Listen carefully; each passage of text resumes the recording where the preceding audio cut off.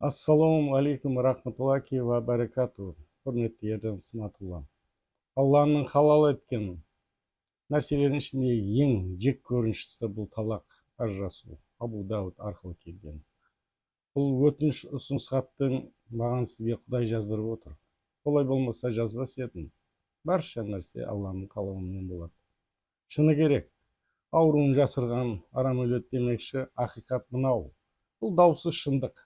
Жапония, Америка, Оңтүстік Корея, Қытай сияқты елдерде жаңа технология ойлап табудан көш бастап тұр. Ал ажырасулар мен балдарды тірі ата-анасы жетім қалудан біздің ел көш бастап тұр. Соттар ажырасу, соның салдарынан бала-шаға дүние бөлісу туралы арыздарға толып кеткен. Бұл апат және нөмір бірінші үлкен ауқымды мәселе.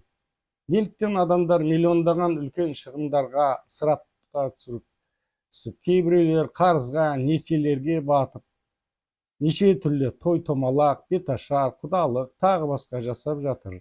Сосын өз еркілерімен үйленген жастар ажырасып, балдар жетім қалып, сол жерден барлық қайғы қасірет, көз жас, ұрыс жанжал, әртүрлі сұмдық, адам өлтіру, суицид.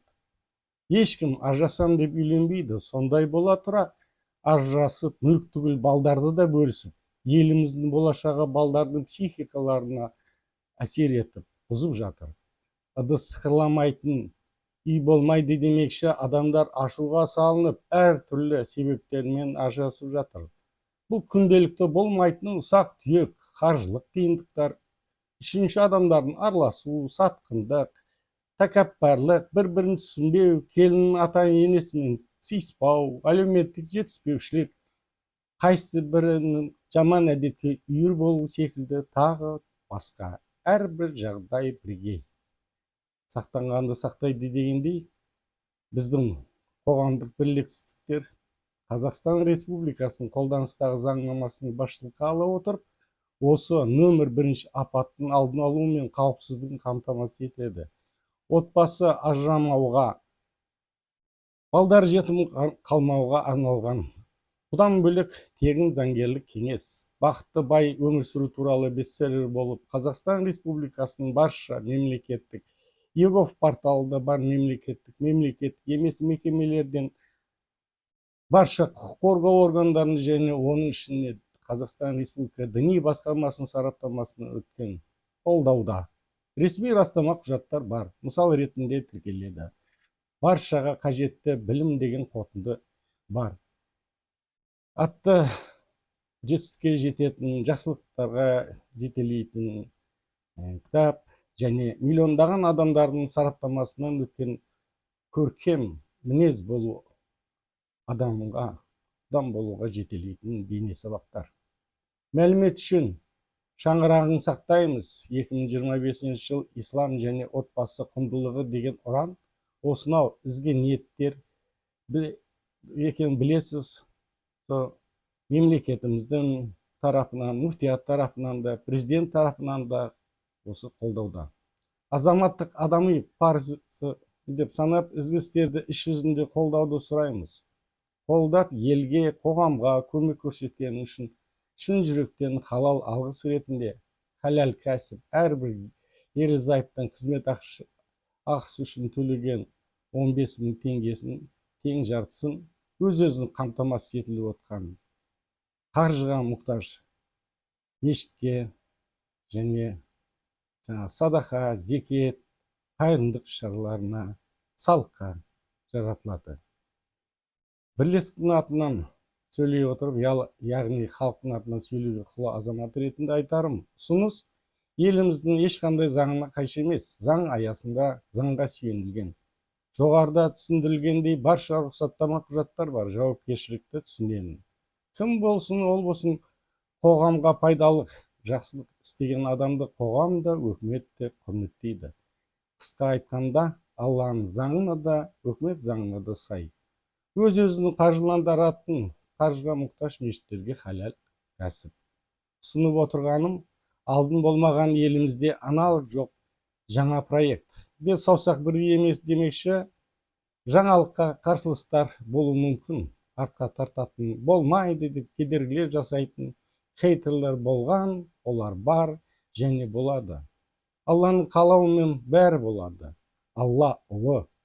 Онсыз күніміз жоқ. Қазіргі пайдаланатын Томас Эдисон светінен бастап, барлық жаңа технологияларды ойлап шығарғандарға болмайды деген қарсылар болған.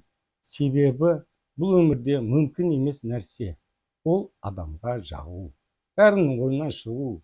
Бәріне ұнау, біреуге мүмкін емес. Біреуге ұнайсың, біреуге ұнамайсың. Президентіміз де Димаш Құдайберген де, заңымыз да бәріне ұнай бермейді. Осыны да ескеруді сұраймын. Әртүрлі болу мүмкін, тұсқау, қойғысы келетін хейтерлер, блогерлер болсын, соларға алаңдап қорқа берсек, даму прогрессы ешқандай процесі болмайды. Ит үреді, керуен жүреді. Құстың патшасы бүркітке бірде-бір құс қарсы тұрамайды екен. Қара сасық қарғадан басқа. Қара қарға не істейді? Қара қарға бүркіттің артына отырып алып шұқиды екен. Ал бүркіт болса онымен алысып, уақытын жоғалтып жатпайды. Ол жоғарыға көтеріледі, биікке. Сол жерде қара қарғаға дем жетпей, өзінен өзі құлайды. Мұсылман болып адамнан емес, Құдайдан қорқайық. Ал шектен шығатын, елдің тыныштығы мен бірлігін бұзғысы келетін хейтерлермен айналысып, заңға шақыратын мекемелер, мен сияқты заңгерлер бар.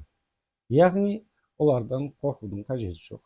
Сонымен сұранарымыз, Аллаға ұнайтын ерекше, берекелі іс шараны қолдауда. Ақылдасып пішкен тон келте болмас, бір бас жақсы, екі бас одан да жақсы. Мүмкін ұсынып отырған құжатқа өзгерістер ендірерміз, мүмкін қала ауыл тарифі деп бөлерміз. Ақылдасып шешерміз. Шешсек болды.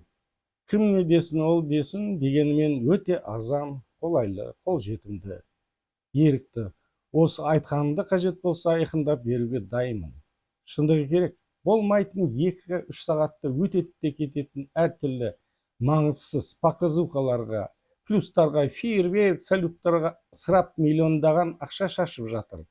Өмірдегі ең маңызды отбасы бақытына 15 000 теңге таба алмайды дегенге сене алмаймын. Ал ниеті тура еместерге дауы жоқ. Оны менен де жақсы білуіміз керек. Жалқаудың сияқты олардың әртүрлі себептері таусылмайды, табылады. Адамдар не ойлап қалады, кім бар, жел соғып кетті, ертең тағы басқа деп. Айтып кеткендей, кездесіп, ақылдасып, талқылассақ та болады. Шақырсаңыз барамыз. Барамын. Байланыс телефондарым, WhatsApp телефондарым осы фирменный бланктың төбесінде жазылған. Айтарым, Түркістан облысының діни басқармасы нөмірі ЗТ 2025-01-261-98-989 санды хатқа жауаппен қолдауда.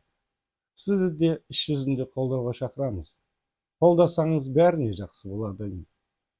Неке қиятын жастарға да, қоғамға да, өкіметке де, халыққа да, яғни баршаға.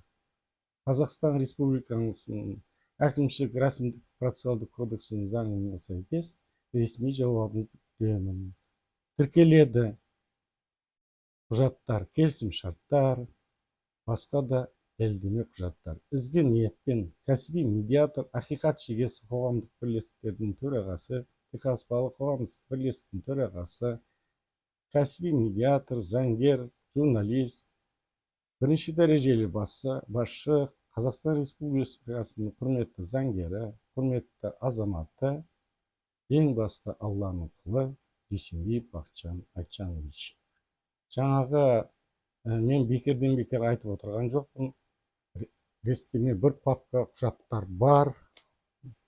Осыны ақылдасып, әйтеуір жүйеге қойып сақ деген ниетпен шығып отырмын сізге. Түсінгеніңізге рахмет. Мынау хатты да жолдап отырмын. Бұл хатты электронный поштаңыз арқылы да жолдадым. Келу керек болатын болса, барып, шақырған кезіңізде барып, ақылдасып, осы мәселені оңымен шешейік. Рахмет. Сау, саламат болыңыз.